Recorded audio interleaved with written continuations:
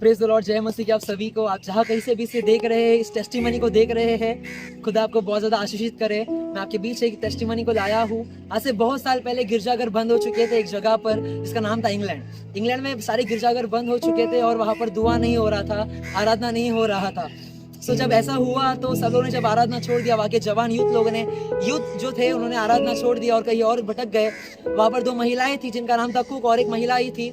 तो दोनों ने निश्चय किया हम दुआ करेंगे, और जब उन्होंने निश्चय किया दुआ करेंगे और उन्हें यकीन था कि एक ना एक दिन जब वो दुआ करेंगे तो एक रिवाइवल आएगा, एक चमत्कार होगा उस देश के भीतर। तो उन्होंने दुआ करना शुरू किया। एक कम बहुत एज हो गया था उनका, 60 साल के लगभग वो दुआ करना शुरू किया था उन्होंने।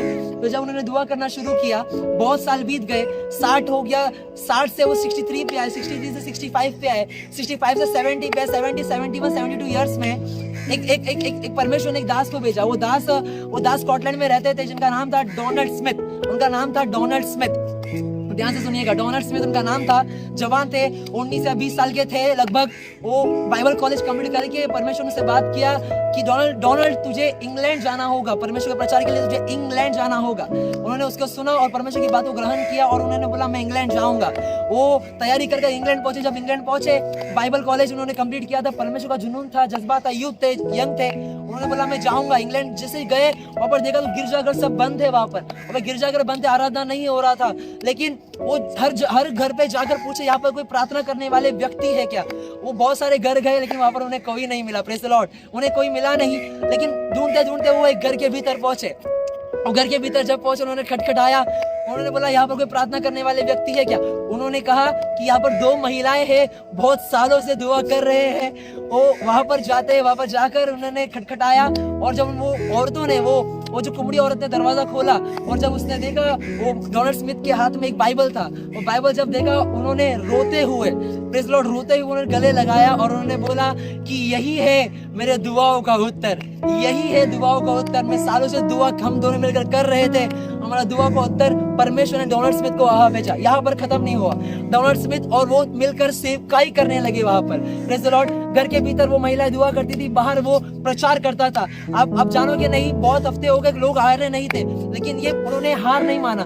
परमेश्वर का नाम लेके वो आगे चलते रहे। जब वो चले, अब मानोगे नहीं, एक हफ्ता 2 हफ्तों के बाद वो महिलाएं घर के भीतर दुआ करती थी और डोनाल्ड से बाहर प्रचार करता था। बहुत दिनों के बाद वो 2 10 में बदले, 10 50 में बदले, 50 100 में बदले, 100 600 में बदले। और मैं आपको कहना चाहता हूँ वहां पर एक क्रूसेड बन गया। वहां पर एक क्रूसेड बन गया। घर छोटा था, उन्होंने दीवार को हटा दिया और एक हॉल बना दिया गया।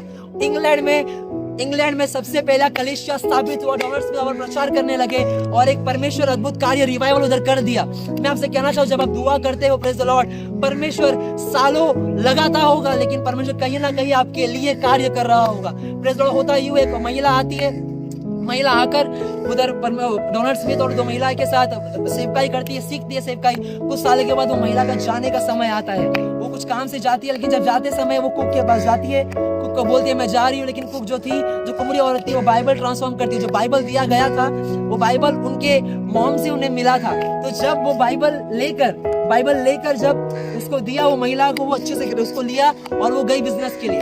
तो जब वो बिजनेस के लिए गई, पढ़ाई के लिए, उन्होंने वहां पर शादी किया और उनकी 3 बेटियां हुए।